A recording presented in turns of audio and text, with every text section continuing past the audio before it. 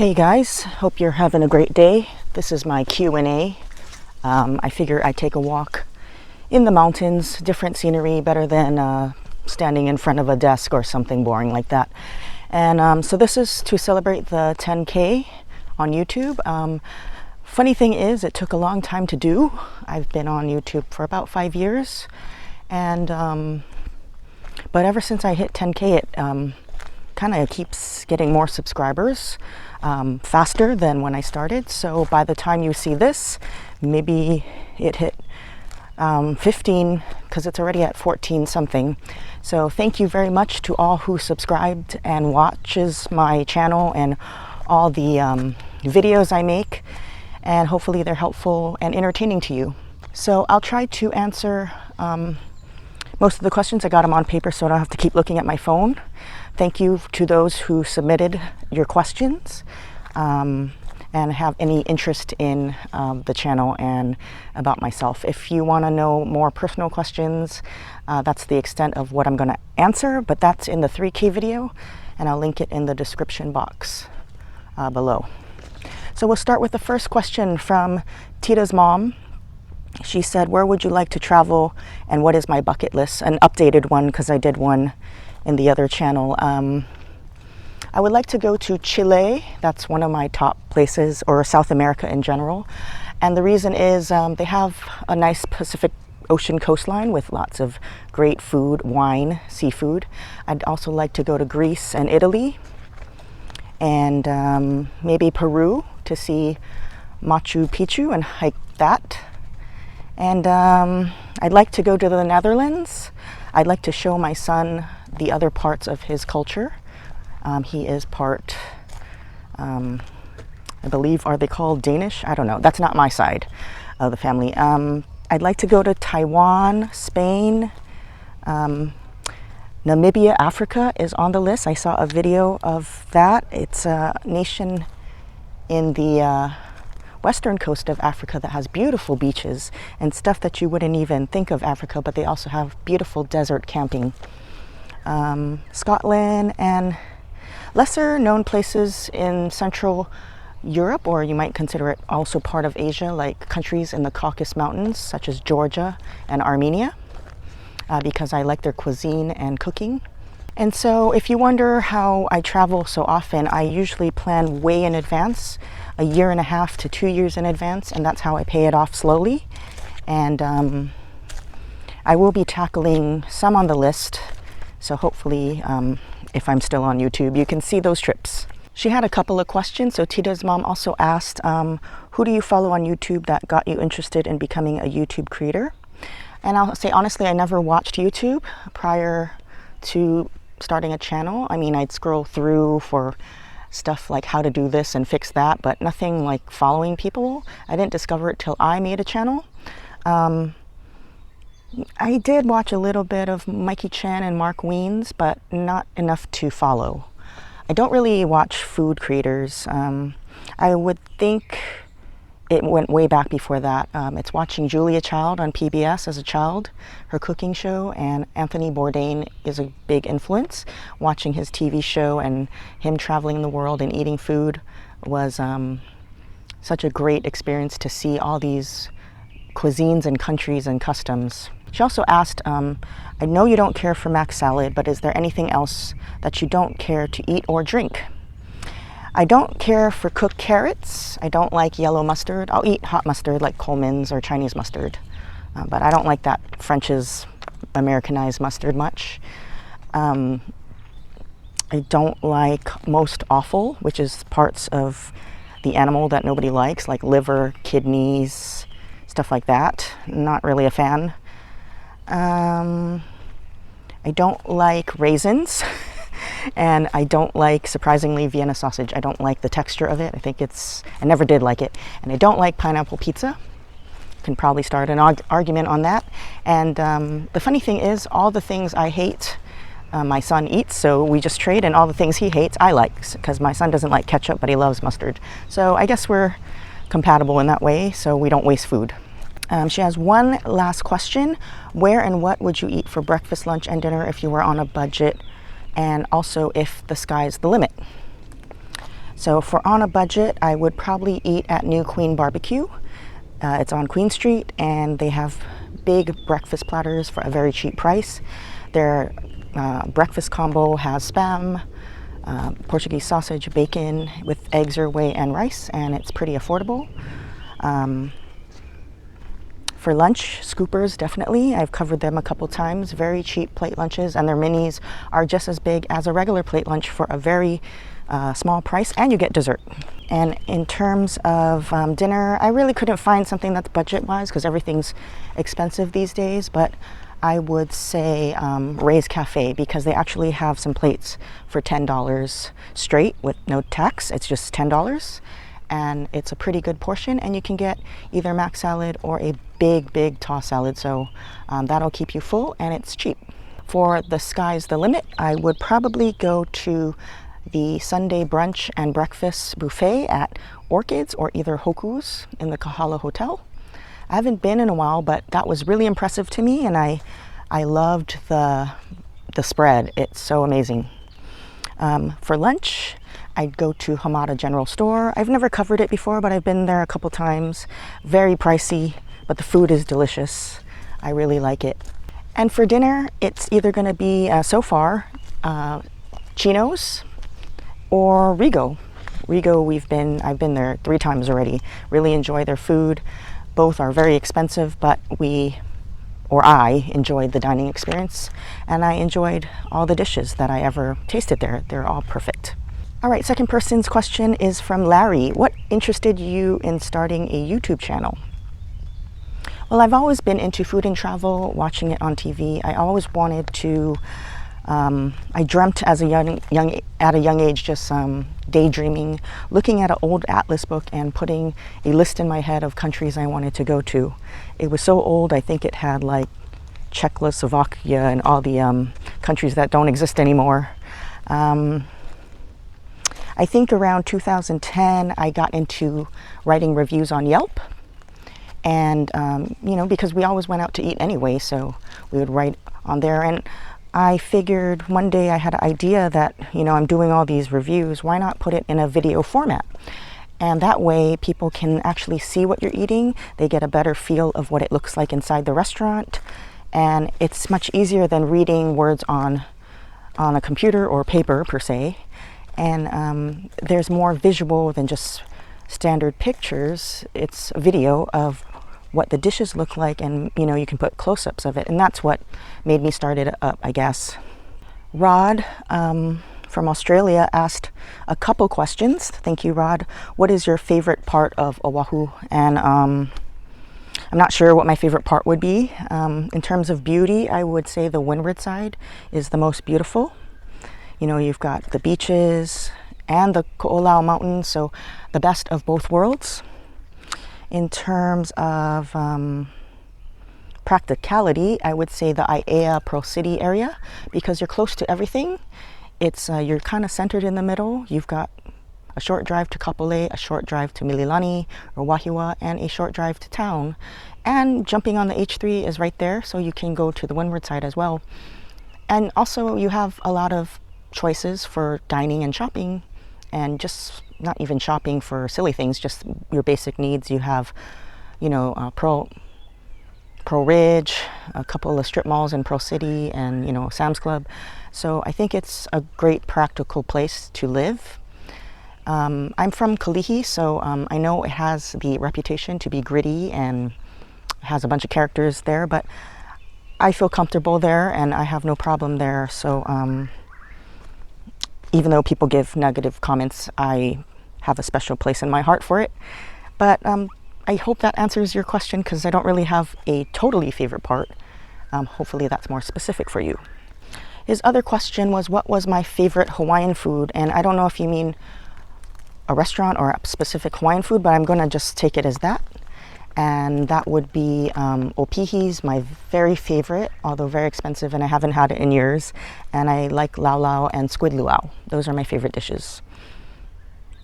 He asked, have I ridden the bus? And yes, many times as a child. I think I started riding the public bus in 4th grade, I think. to school and to come back, and by myself. A lot of kids did it on their own. There were weirdos on the bus, but I think, it's a different time nowadays. But kids still catch the bus. I think my son catches a school bus now, and I don't know if it's because I lived in town that they never provided a school bus, but now kids can ride an actual yellow school bus. But we never had that option as kids. You had to ride public transportation or have your parents drop you off. So I would ride the bus. I rode Mayor Fosse's limo since high school. We'd also go to the mall and the movies in Waikiki. That's our only form of transportation when you were older, to meet your friends. And I think I'm pretty, some people don't think so, or I don't look like it, which is a good thing. Maybe I do look old, but I'm so old. I remember the old rickety buses where you could see the rivets on the outside, and every time it hit a bump, it would make this loud clanging noise, and you could slide the window forward because there's no air conditioning. And I don't know if it was a dime then, but I remember it went to 25 cents, then 75 cents as a student. And I think I stopped, I think 50, then 75. And then at 75 was when I stopped riding the bus. And I think it's now $3 or $2.50. I'm not sure. I don't ride the bus ever since I graduated high school and started to learn how to drive. I unfortunately don't catch the bus anymore. He also asked, what is my favorite all-you-can-eat buffet? I would say, again, Orchids, the breakfast on Sundays. Like I said, I haven't been in years. I think they still have it. I'm sure they do, but it is amazing. I also like Hoku's, like I mentioned. And as far as he didn't say in Hawaii, so I haven't been to Vegas in a while, but I really did enjoy the Wynn buffet. That was really great too, but it's much more expensive these days, so I'm not sure if it would be worth it to me because I don't have that big of a stomach, and I probably wouldn't make my money's worth. He asked, have I done a sunset catamaran cruise off Waikiki Beach? And yes, it was a long time ago, but I did do it in, I think, 2012. He asked, do I watch other YouTubers, and if so, who are your favorites? I did answer this in the 3K video. If you want to see the links, they're over there. But off the top of my head, I don't watch much food YouTube much, which is weird as a food YouTuber. I don't know, people assume you watch it, but there's only so much time in the day to actually sit down and watch YouTube. So I'm into camping, survival, outdoors stuff. So I love the Outdoor Boys. I think he's very wholesome.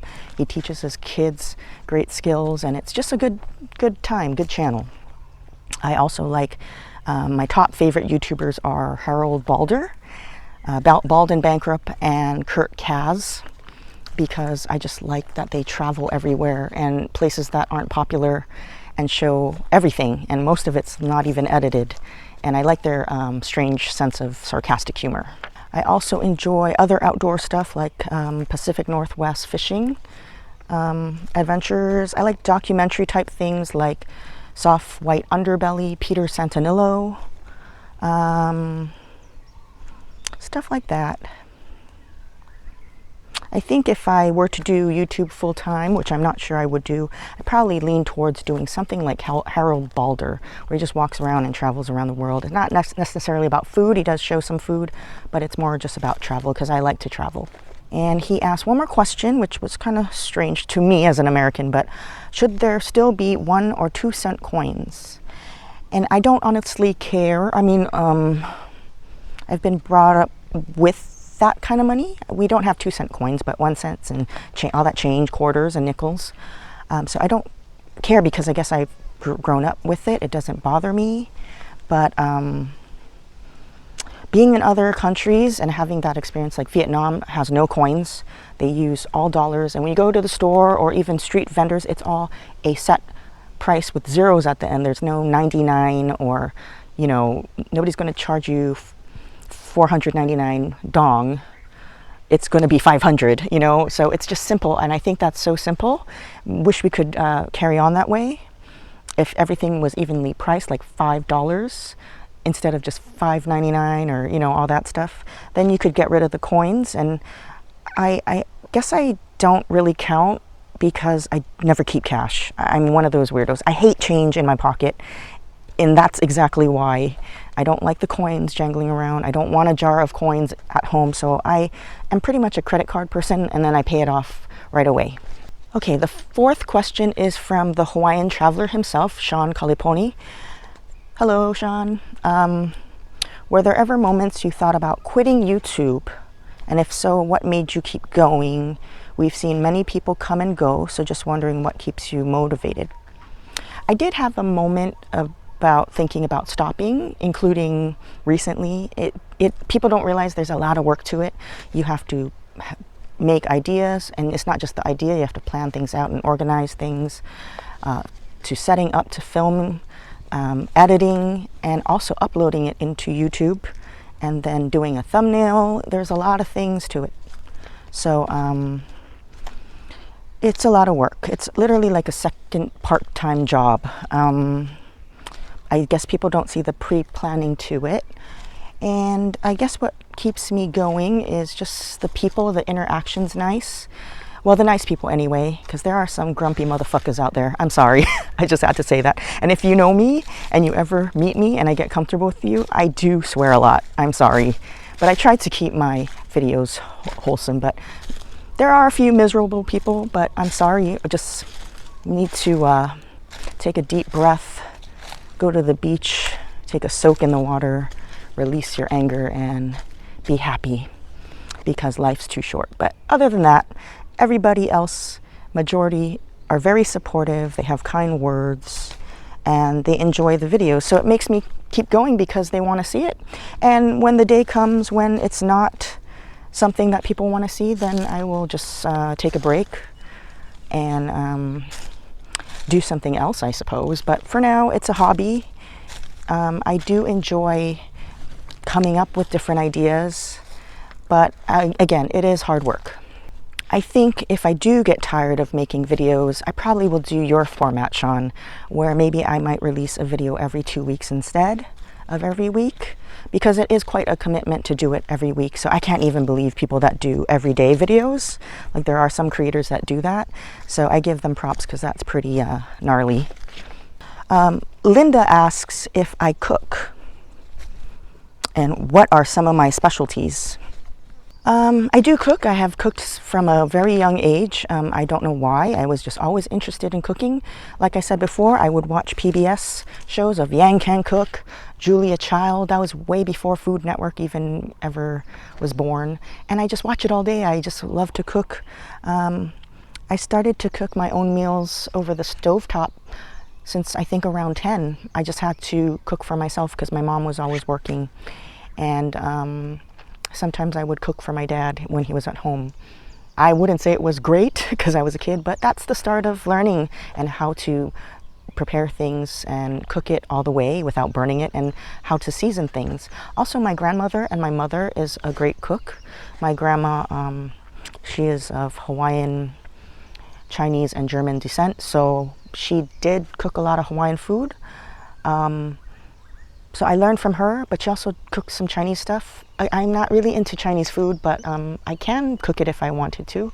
My mom is Korean, so she does Korean food. I'm not exactly good at cooking Korean food though, because she kind of keeps her secrets. I remember one of my earliest gifts was somebody, I don't know who it was from, but they knew that I love cooking so much, they got me a Betty Crocker cookbook. And then I also stole my grandma's Hongwanji cookbook. I'm going to show a picture of it, but I'm sure you guys remember this series. It came in different colors, but this one's my favorite one. And don't kill me again for pronouncing stuff. I was called a katonk, and somebody else said my pronunciation was atrocious, but I'm not even Japanese, so sorry, I don't pronounce it. I try my best to not be disrespectful, but I don't pronounce that. I actually, you know what? I never even ate sushi or any Japanese food until maybe I was around 12 or so. We used to catch the bus and go upstairs to Shirakia, and they used to have these pre-wrapped sushis. And that was my first taste of sushi or any Japanese food, so apologies, I can't pronounce it correctly, but I do love Japanese food, but I'm not raised with Japanese words or whatever. So that's why I don't pronounce it correctly. And if you look closely at my forearm, sometimes if you ever meet in person, all underneath here is like scars from rushing to cook, and the pan hits you, the other pan, if you have multiple pans going. I used to cater for some people on my own, but that was through, you had to kind of know me or know me as a friend to do these small parties. So yeah, when you're cooking like that, and it's not just cooking at home and you're rushing, I'm sure short order cooks and stuff and prep cooks know about the burns that you get under your arms from reaching over. And it is hard work. I wanted to be a chef actually, but I didn't end up being one, and I was actually guided by my mom not to, because that was her job. She said it's long hours of standing, your feet hurt and you sweat, it's hot in there. And actually I'm glad I didn't, because it is hard work. And actually she has COPD from being in a kitchen with so much smoke, because even though there's ventilation and you're grilling stuff, that's a lot of smoke being in a kitchen for 12 hours a day every week. So it's not as glamorous as people make it out to be. It's a lot of hard work, and I give chefs and line cooks and prep cooks a lot of credit. I also have a couple of videos in terms of specialties. I don't really have one, but I did share a couple. The reason I don't make so many recipes on YouTube is my kitchen's really small, it's outdated and dark, and it's too much work to get the lighting right. In terms of specialties, I don't really have one, like I said, but I do cook every day for dinner. I believe in a home cooked meal. People think that I eat out all the time, but it's like once a week for this YouTube. I think if I didn't do YouTube, because that's what my content is, I probably eat out maybe once every 2 weeks. But if I'm not cheating and I want to eat something good, I can make Hawaiian smoked meats. A lot of people like that. They used to buy it from me. Smoked ribs, southern style, pulled pork, patella stew, ganduri rice, squid luau I can make, lomi salmon I can make from scratch, beef stew, to even baking bread, and I can make pretzels. Kagi Carol asks, what do you think about food vloggers who eat the same thing over and over, who go to Paris for McDonald's, and who can't be bothered to know basic info about food they're eating? Pet peeves as a food vlogger. I think if you're going to McDonald's to another country to try their specialty menu, it's fine. I do it myself, because if you go to other countries, they have other types of things, such as Thailand has shrimp burgers, so does Japan.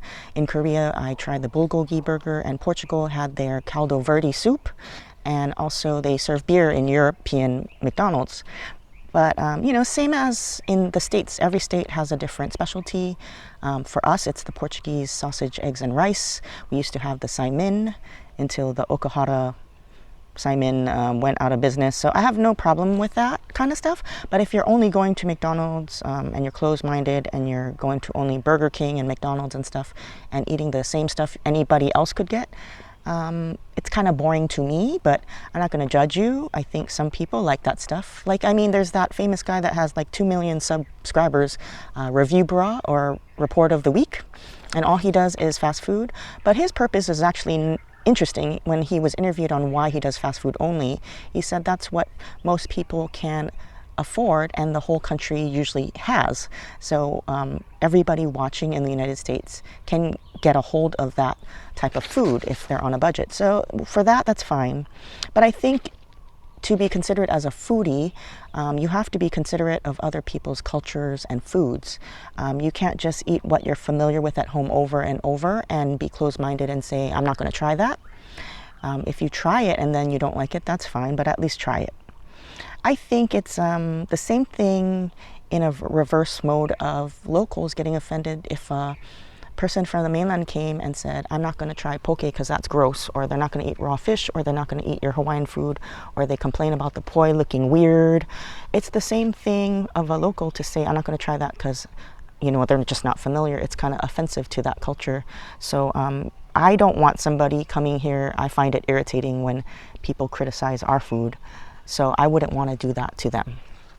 And that's why I show other people's cultures' food. It's never really actually popular in terms of views, but I think, to eat a plate lunch over and over is very boring. There's so many other cultures offering their food and sharing it with you.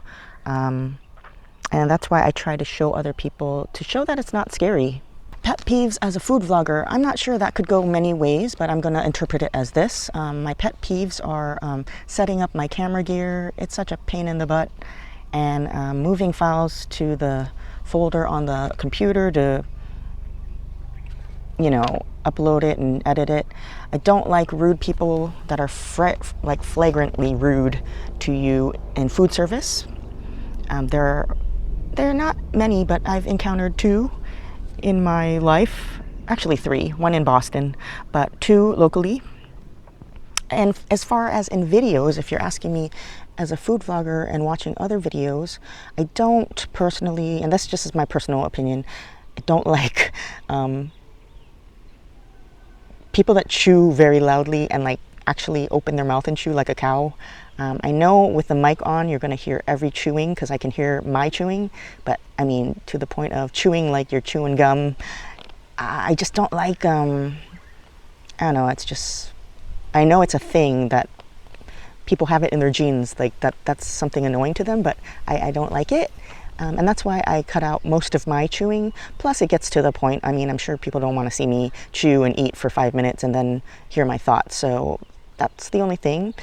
I don't really care what people do in their vlogs if it's other people, because that's their hobby and that's what they enjoy and that's what makes their video unique compared to everybody else's. Carol Pohina, hi Carol.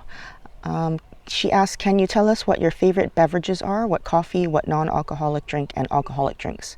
My favorite coffee is just black coffee. I don't put cream or sugar in there. I used to, but I had to cut that out due to pre-diabetes, and I got used to black coffee, and actually I can appreciate the notes in the coffee now.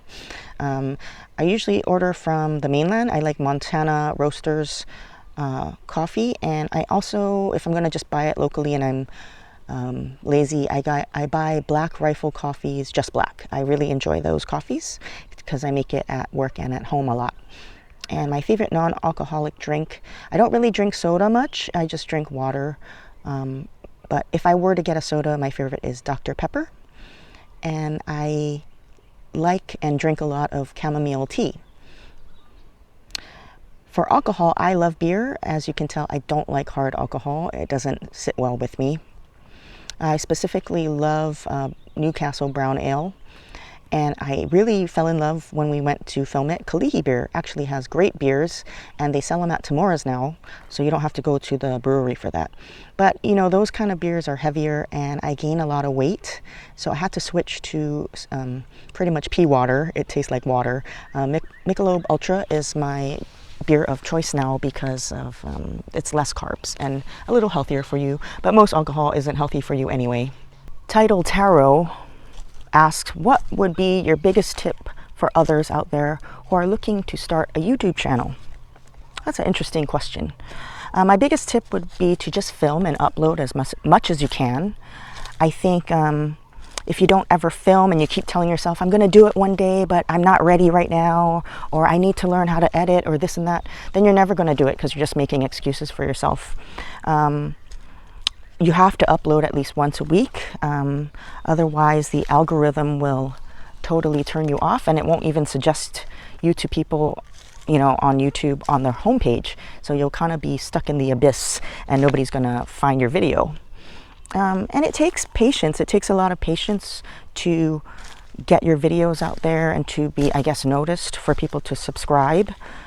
So if you don't have patience and you're not going to commit to that, then I don't know what to say. Maybe just don't waste your time. But I mean, just try it out if you want to try. And if you do stop uploading for a while, that's why I say to upload every week, you're going to be lost in the algorithm. And like I said, you can't make excuses. Your first videos will never be up to your standards. Looking back at them, back at my old ones, I just cringe. And I think we're like that in life all the time. No matter what you do, you look back in your younger years or whatever and you cringe. You're like, or I could have done it better. But you can't better yourself without just jumping into it and starting. So you can only better yourself, and but you can't ever learn if you don't start at all. Read Books asks, what types of veggies are you growing now? So if you don't know, I have a second channel, which I kind of abandoned. I had a gardening channel, and I abandoned it because there's just too many things going on in life.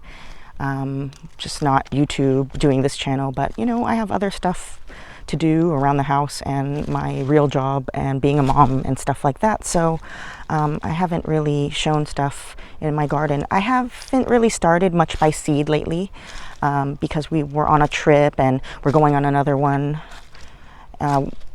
So I plan to plant more things when I come back, but right now I do have a Cherokee tomato plant that's producing some nice tomatoes and Scotch bonnet peppers.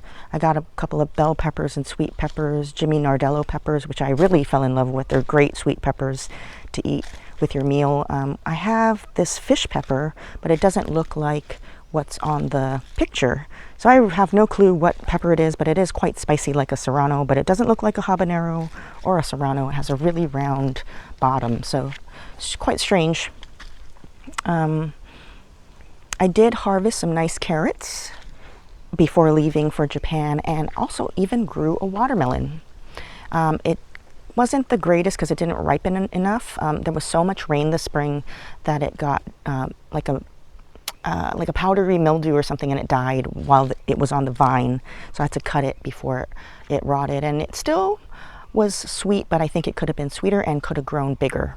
So I think I will plant another watermelon this summer because they like hot weather, and I was surprised that it even grew in the spring because it was a little bit colder. Harry Miriam asks, what's on your cuisine bucket list, and what most unusual single item dish, or I think he's asking, what is the most unusual single item or dish I had?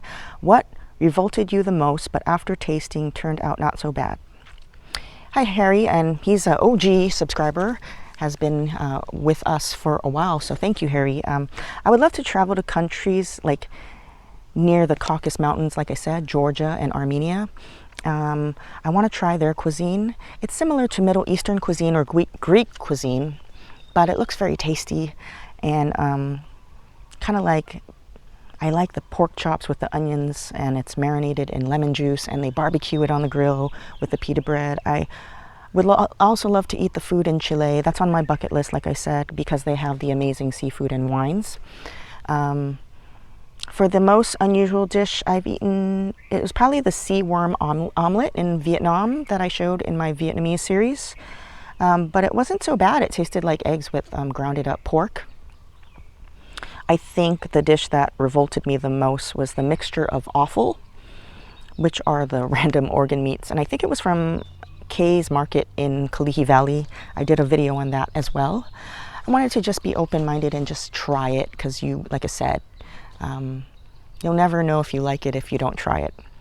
And that was a really old video. It did not look appetizing at all, and it did look revolting. But you know what? It wasn't as bad as I thought. But it's something I wouldn't order again. Linda asks, what was the worst place you've eaten it at and why? And the best place and why? And it doesn't necessarily need to be only about food, but the service, location, and parking. I haven't been to many places that were terrible on the island of Oahu anyway, but I did answer this similar question in my last 3K question and answer. It was kind of a similar question, but now I can actually tell you the company because I believe they closed at that location. It didn't happen to me. I was dining out with a friend. This was at Ruby Tuesdays in Kapolei, and we were eating. My food was fine. She ordered like a Cajun catfish type of dish, and it had, you know, the blackened Cajun seasoning on it. And I noticed she stopped eating it, and she told me it was super salty. And a lot of people say, why don't you return your food? But knowing the food service and all, I'm not going to return food, because if you watch the movie Waiting, and if you didn't, you should, that it's probably 80% true that they might throw your food on the floor or do something to it, spit in it, because you're offending the chef. So I would like to believe people have more morals and values and ethics that they wouldn't, but it does happen and I don't trust it. I'm not going to play Russian roulette. So the manager came by and she noticed my friend didn't eat her food and also said the same thing, I'm going to send it back. And we kind of joked with her and said we don't send food back for what the reasons I've stated already.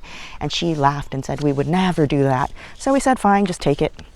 And it came back and it was the same fish, except it was totally white because they washed off the fish from the seasoning, slapped it back on the plate, and it still had her bite mark on it, and it was just sopping wet with water. So we laughed. You can only laugh at stuff like that. Of course she didn't eat it, and we kind of just laughed and said, I told you so. The best place I've ever eaten was recently at Kanidoraku in Japan, and they have multiple locations all over the country and in Osaka. The service was excellent. The place had a nice vibe to it. Everything is snow crab there, and all the dishes, usually it's a set menu with different courses, and each course was presented beautifully and just almost like art. But the crab was super fresh. You see the crabs in the front of the restaurant that you're going to eat in the tank. And the best part, in US dollars, it was so cheap considering with beer and everything. So it was such a deal, such a pleasant experience, and I definitely want to go back again. And this is my last question, and it's funny because I do know him, I've met him. This is from Walter, from Walter's Adventures. Why don't you wear shorts and why don't you sing anymore?